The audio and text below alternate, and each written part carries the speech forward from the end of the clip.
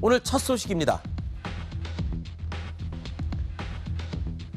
최근에 이재명 정부의 이 개혁 움직임에 관해서 유시민 작가가 재건축 또는 재개발의 비유를 하면서 비판적인 의견을 내서 여권 내에 큰 논란이 되고 있죠. 그런데 그랬던 유시민 작가가 이번에는 이런 말까지 했습니다. 이재명 대통령을 향해서 이 정권은 실패의 길로 가고 있다. 한마디로 공개 저격을 한 겁니다. 그러면서 국민들이 이를 바로잡아야 한다라고 직격했습니다. 친명계에서는 난리가 났습니다. 저주의 언어다라고 비판이 거셉니다. 그 논란이 됐던 유시민 작가의 발언을 직접 들어보시죠. 대통령이 수사권을 일부 검찰에 남겨놓는 게 좋겠다는 판단을 할 수 있다고 봐요. 저는. 네. 본인이 책임성 있게 이거를 풀었어야 돼요. 대통령이 어떻게 했냐면 법무부 장관 시키고 총리 시키고 그렇게 지금까지 해왔어요. 마키아벨리적으로 이 문제를 처리해서 욕먹을 일은 밑에 사람을 시켜라. 인기를 얻을 일은 내가 해라. 잘못된 길이라고 안 할게요. 그것이 매우 위험한 선택이라는 거. 본인에게도 사회에도. 저는 그 선택이 실패로 끝날 거라고 봐요. 결국은 국민이 나서서 뭔가를 바로잡지 않으면 바로잡을 길이 없다. 발언 수위가 상당히 높죠. 저는 이 발언을 듣고 제일 먼저 든 생각이 이겁니다. 진짜 이재명 정부를 걱정하는 진심 어린 마음의 충언. 사실 좋은 말은 귀에 쓰다고 하잖아요. 그럼 고언을 한 것이냐 아니면 말 그대로 저 액면 그대로 비판의 칼날을 던진 것이냐. 뭘로 보십니까? 저는 입에 달던데요. 아, 입에 달아요? 네, 그게 쓰지가 않았습니다. 그래요? 저는 이제 궁예식 관심법이다 네. 이렇게 얘기를 하는 거죠. 본인이 추정을 하는 거죠. 이재명 대통령은 보안 수사권을 폐지하지 않으려고 한다라고 네. 하는 추정. 두 번째는 재건축을 하기 위해서 알박기를 했다라고 하는 추정. 네. 이 두 가지를 하고 있기 때문에 필연적으로 실패할 거라고 하는 제가 볼 땐 근거가 미약한 어떤 자기의 내용들을 얘기한 거죠. 어허. 전 그래서 근거도 미약하고 사례도 궁색하다. 그래서 저는 별로 그렇게 타격감이 있지 않았어요. 지난번 얘기보다는 네. 지난번에 뭐 ABC론이나 아니면 재건축 난 증축론 같은 경우보다는 이번에는 그런 것이 없었다. 그래서 그럼 왜 이 얘기를 했을까 굳이? 그러니까요. 제 생각에는 제가 논리적으로 비약을 하자면 네. 유시민 논법으로 얘기하자면 네. 저는 전당대회를 염두에 둔 것이다라고 아하. 생각을 합니다. 이 발언 자체가 누구에게 이익이 될 것인가? 아. 그 이전에 조국 후보를 위해서 선거 직전에 나와서 네. 발언을 했던 내용을 들어보면 그러한 노림수가 있는 것 아닌가.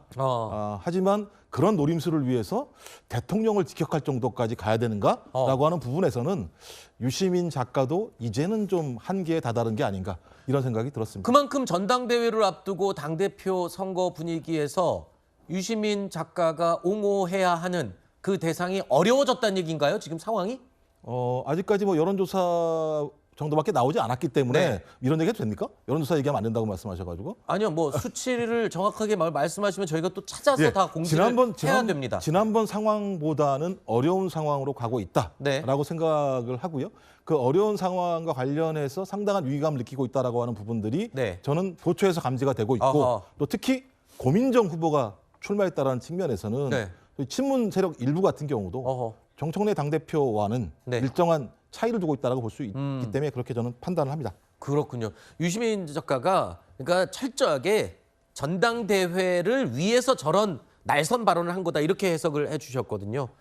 뭐 저도 그 공감해요. 그래요? 전당대회용이죠. 그런데 하나 더 나가서 이번에 이재명 대통령을 직격했단 말이에요. 그렇죠. 원래는 거기에 밑에 있는 총리 얘기에 대해서 천착을 해야 되는데 이 보안 수사권 문제 갖고 원래 차별화를 시도했었어요. 정청래 전 그랬죠. 대표가. 그런데 김민석 총리가 차별화를 또 동일화시켜버렸죠. 나도 폐지야. 네. 근데 실제 알고 보니까 이게 지지부진한 이유가 실제 저분들은 현재 차별화를 얘기하고 있지만 폐지를 얘기하고 있지만 실제 아닐 것이다.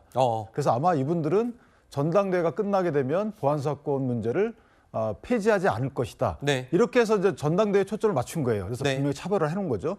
근데 하나 더 나가서 대통령을 직격했다는 부분은 차기 아마 그 대권 행보와 관련돼서 이렇게 가면 안 된다. 네. 그러니까 이렇게 가는 김민석 전 총리가 당대표가 되고 대권 주자로 가는 것은 옳은 길이 아니다. 따라서 우리 쪽에서 대권 주자를 내는 것을 한번 바라봐 달라. 네. 이렇게 아마 차기 권력 구도까지 염두에 둔 발언으로 보여요. 그렇군요.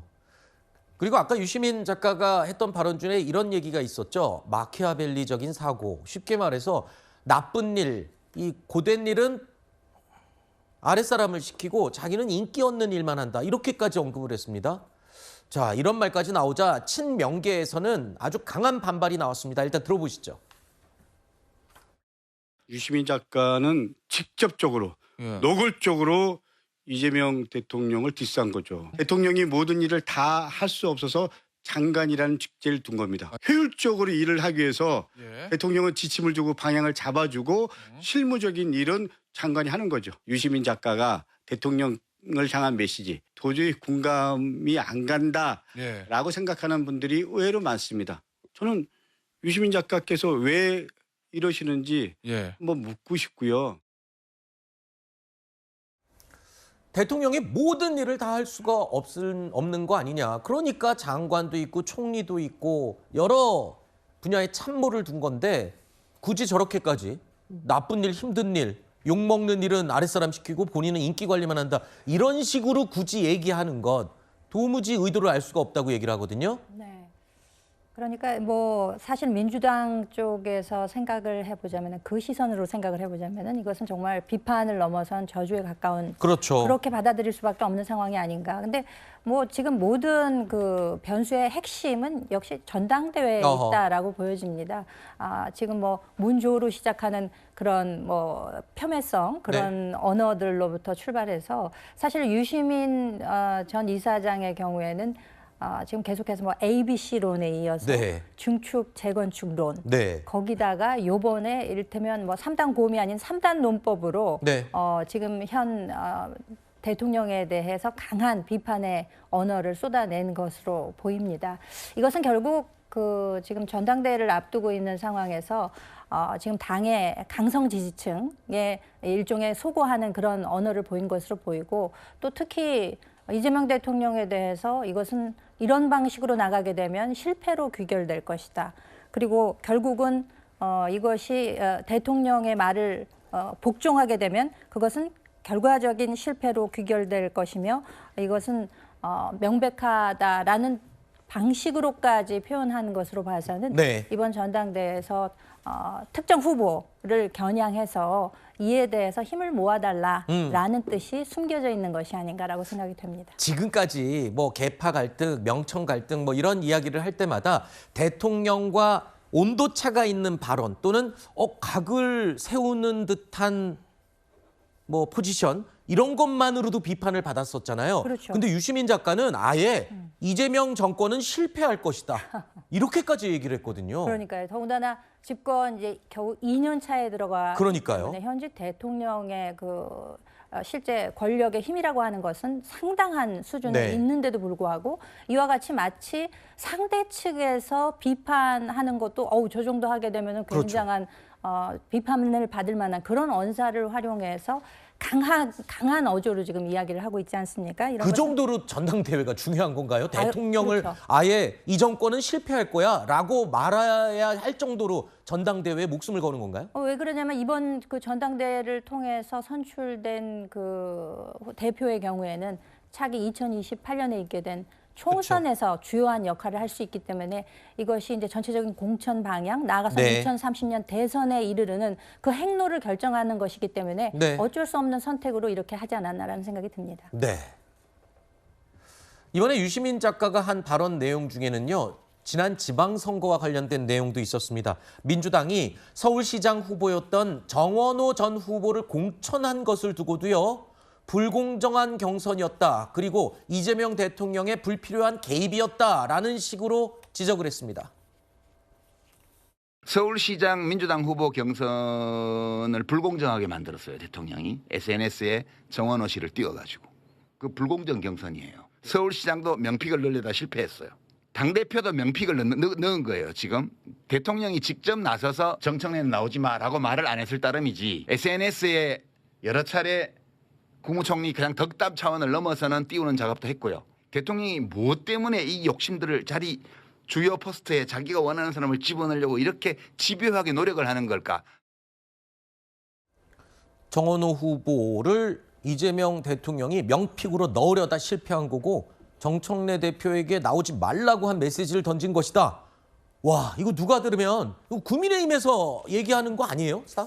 저도 들었을 때 그 생각이 들었어요. 이거 약간 국민의힘에서 얘기할 법한 얘기를 네. 유시민 작가가 하고 있다라는 생각이 들었는데 그렇게 볼 일이 아니라고 생각해요. 그럼 일단 어떻게 뭐 보죠? 김민석 전 총리나 네. 뭐 정원호 후보 얘기를 했는데, 그러니까 유시민 작가처럼 볼 일이 아니라고 저는 생각합니다. 네. 그러니까 일단 정원호 씨를 띄워서 뭐 경선을 불공정하게 만들었다라고 하는데, 그때 당시에 보면 뭐 박주민 후보에 대한 SNS도 공유를 하셨었어요. 네. 그러니까 이게 사실관계를 보면 사실 특정 후보를 띄웠다 이렇게 볼 수도 없는 상황이었고, 그리고 그때 당시에 뭐 대통령이 당무 개입한다라고 비판했던 건 사실 야당의 언어기도 했거든요. 네. 그 외에도 지금 뭐 김민석 전 총리를 띄웠다, 정청래 전 대표 나오지 말라고 했다라고 얘기했는데, 네. 그 부분도 사실 면밀히 들여다보면 네. 나오지 말라 이렇게 한 것이 아니라 김민석 전 총리가 이제 물러나는 시점에서 평가를 물어봤던 기자에게 대답을 한 것이었고, 네. 그 외에도 정청래 전 대표를 향해서도 사실은 뭐 좀 필요한 과정을 겪고 있다 이런 얘기도 하셨단 말이에요. 네. 그렇기 때문에 저는 그 당청 간에 불편한 기류가 있다라는 것은 모두가 아는 사실이지만, 네. 그렇다고 해서 대통령이 뭐 노골적으로 당무 개입을 했다라고 볼 만한 근거는 특정하게 없다라고 생각하고, 더 문제는 이제 유시민 작가가 이런 부분들을 얘기하면서 대통령이 사실상 불법을 자행하고 있다라고 직격한 거 아닙니까? 그러니까요. 그렇기 때문에 저는 이것이 굉장히 금도를 넘은 얘기다라는 네. 생각이 듭니다. 보통 이런 강한 발언을 하면 작심 발언을 했습니다. 뭐 이렇게 얘기하는데 이건 작심 발언을 넘어서서 비난의 강도가 지나친 게 아니냐, 이게 많은 사람들의 지금 생각인 것 같습니다. 그런데요, 유시민 작가의 비판은 여기서 그치지 않았습니다. 이재명 대통령의 인사 문제까지 언급을 한 건데요. 심지어는 그렇게 얘기했습니다. 이재명 대통령이 사실은 인재를 영입하거나 어떤 자리에 임명을 하면서 탕평을 거론했죠. 그러니까 균형성 있게 보수, 진보할 거 없이 골고루 사람을 기용하겠다, 이런 부분을 강조했었는데 이 부분에 대해서도 아주 따끔하게 날카롭게 비판했습니다. 일부를 저쪽에서 데리고 왔잖아요. 근데 문제를 일으킨 경우는 많죠. 이병태 씨처럼 기용은 안 됐지만 네. 이혜원 씨 파동도 다 잘 안 생겼고, 됐죠. 사람을 데려다 쓰는데 저 사람을 왜 데려올까를 사람들이 보잖아요. 그냥 일 잘해서 데려온 게 아닌 것 같은 거예요. 그래서 의심을 하는 거거든요. 그 인사에서 증축하는데 필요한 사람 다 박수 치는데 저런 사람들은 증축하는데 필요한 사람이 아니지 않나? 자, 이런 인사 문제까지 비판하는 발언이 나온 건데요. 청와대 정무수석까지 지냈던 우상호 강원지사, 이런 발언을 했던 유시민 작가 비판이 당원들에게 위기감을 줄 수 있다면서 반박을 했습니다. 그 내용 듣고 이야기 계속 이어가겠습니다. 외연을 확장하기 위해서 보수 인사들을 좀 끌어들이는 것은 재건축 재설계가 아니라 저희는 외연 확장이라고 보고 있거든요. 그러니까 외연 확장과 재건축은 좀 다른 것 같아요. 어떤 근거에서 완전히 주력 부대를 바꾸려고 하는 재건축으로 이해하시는지 제가 볼 때는 조금 잘못 판단하신 것 같아요. 우리 당원들, 지지자들에게 상당히 위기감을 줄 수 있는 적절한 표현이 아니었던 것 같아요. 한마디로 이겁니다. 이재명 대통령이 탕평이라고 해서 골고루 진보 보수할 거 없이 능력에 따라서 기용을 했는데, 유시민 작가는 능력이 안 되는, 아니면 뭐 잘 좋지 않은 인사를 마구 막 끌어왔다, 이런 식으로 얘기한 걸로 전 이해했거든요. 그러니까 저는 저런 발언 때문에 이재명 대통령을 공격하기 위한 발언으로 생각하는 거예요. 아하. 아니, 김대중 전 대통령 DJP 연합을 했습니다. 네. 김종필 전 총리랑 연대를 했어요. 네. 그래서 정권을 교체했습니다. 네. 그다음에 노무현 전 대통령 대연정을 했습니다. 대연정 누구랑 하려고 그랬죠? 그 당시 한나라당이랑 대연정을 하려고 했었습니다. 네. 그러니까 예를 들면 이건 일관되게 지지층을 결집시키면서 외연을 확장하는 건 네. 아주 국민의힘도 하려고 해야 되는 거고 민주당도 하려고 해야 되는 거예요. 그런 길을 걸어간 건데 그걸 가지고 뭔가 당을 싹 바꿔가지고 재건축을 하려고 한다라고 본인은 추정을 하고 있는 측면이 있는 거죠. 네. 근데 이게 놀라운 게 뭐냐면 예를 들면 그런 거죠. 이 유시민 작가의 얘기를 듣고 그걸 논거로 해서 이제 누구를 공격하냐? 대통령을 공격하기 시작합니다. 그러죠. 그죠? 네. 그러면 대통령을 공격하는 사람들이 대체적으로 누구를 지지하느냐? 특정 후보를 지지합니다. 그러니까 이 지금 상황과 관련해서 특정 후보의 지지율이 약화되는 상황에서 그 약화를 막아내면서 네. 소위 다른 후보들을 공격할 수 있는 근거들을 이걸 통해서 마련하는 거거든요. 네. 근데 이게 나쁜 거죠. 소재가 누굽니까? 대통령. 현직 대통령입니다. 네. 대통령을 소재로 해서 당을 분리시키고 자기가 생각하는 어떤 특정한 후보를 위해서 지지층들을 결집하는 방식의 선거운동을 하는 건 네. 매우 비민주당적이다라는 어허. 생각이 들기 때문에 네. 저는 매우 문제가 많은 방식으로 진행을 하고 있는데 또 저 발언을 갖다가 바로 또 그 다음날 특정 후보께서는 맞는 말이다 이렇게 말씀을 하시더라고요. 네. 전 그건 참 아하. 기이한 합인가요? 네. 잘 모르겠습니다. 날카로운 부분도 없잖아요, 있죠. 사실 아. 유시민 작가가 의도는 이제 전당대회에서 뭐 특정 후보를 염두에 둔 발언 같은데 네. 문제는 항상 왜 그러냐라고 묻잖아요. 자꾸 특정 후보 그러니까 시청자를 위해서 정청래 후보 얘기하시는 거잖아요. 그렇게 말씀해 주세요. 그러니까 왜 만약에 외연 확장이 저게 아니다라고 보냐면 실제 외연 확장이라 그러면 그 사람의 색깔을 그대로 간직한 채 네. 데리고 와서 그 사람의 오해 고유한 의식을 이 정부 정책에 반영시켜야 되잖아요. 네. 근데 보면 그렇지 않아요. 옛날 저 이해운 의원도 보면 네. 사과하고 들어오잖아요. 그러니까 본인이 했던 생각을 바꾸고 들어와요. 이병태 부위원장의 경우에도 본인이 뭐 5.18 관련돼서 여러 가지 배제고 학생 관련돼서 본인의 생각을 얘기했더니 이거 아니라는 거예요. 그래서 사퇴해야 돼요. 그러면 저건 외연 확장이 아니죠. 재건축인 거예요. 알겠습니다. 두 번째는 대통령이 왜 자꾸만 같은 당내 인사들인데 특정 후보를 편드느냐. 이거는 본인의 사법 리스크를 해칭하기 위한 거다라는 게 깔려 있어 보여요. 아. 그러니까 이건 대통령에 대한 정면 공격이고 네. 정통성에 관련된 문제 제기고 하기 때문에 네. 저는 저거 단순한 전당대회용 이상의 의미가 있다. 이거. 앞으로 어떻게 될지 정말 전당대회 끝나고 이게 잦아들지 아니면 진짜 계파 갈등의 불쏘시개가 될지 끝나고 지켜봐야 될 일인 것 같습니다. 친명계에서는요, 심지어 유시민 작가의 저 발언에 대해서 저주의 언어다, 하이에나 짓이다, 이재명 정부 실패하라고 지금 고사 지내냐, 이렇게까지 받아치고 있습니다. 아까 우리 패널들이 공통적으로 해주신 말이 유시민 작가는 지금 전당대회가 너무 중요하기 때문에 정청래 대표 당선을 위해서 대통령까지 소재로 이용해가면서 저렇게 얘기한 거다라고 해주셨는데 오늘부터 이틀 동안 이제 민주당 전당대회 후보 등록이 이어집니다. 그렇다면 룰도 정해졌죠. 논란이 있었지만 이 선호 투표제로 정해졌고 정청래 후보는 불리하다 하지만 받아들인 거잖아요. 그리고 후보 등록까지 되고. 자, 저런 발언들이 이제 막판에 변수로 작용할까요? 뭐 어느 정도는 작용하지 않을까라는 그래요? 생각도 듭니다. 그렇지만 이제 강성 지지층, 그러니까 정청래 후보를 향한 네. 강성 지지층의 목소리는 일정 정도 뭐 결집하는 모양새를 취할 수도 있겠지만 그에 상응할 정도의 또 반대 측을 지지하는 입장에서는 그 백래시가 또 있을 수가 있는 네. 거거든요. 근데 이제 지금 전반적으로 보기에 모든 뭐 여론조사 이런 것을 보기에는 김민석 전 총리 쪽을 포함해서 뭐 송영길 후보나 이쪽으로 네. 조금 우세한 결과가 나오는 것은 사실입니다만 네. 실제로 그 바닥 정서, 실제 그 강성 당원들의 경우에는 지난번 그 대표 선거에 있어서 사실 뭐 호남 같은 경우는 뭐 66%를 넘어서는 그렇죠. 상당한 지지가 있지 않았습니까? 네. 그렇기 때문에 지금 1인 1표제까지 확립이 된 상황에서 이것이 과연 어떤 방식으로 효과가 네. 나타날까? 네. 그리고 또 지금 선호 투표제를 실시를 합니다만 지역 순회 일정도 뭐 지금 그 특정 후보의 정청래 후보에게 유리한 방식으로 네. 지금 됐다 뭐 이런 네. 입장들도 있기 때문에 네.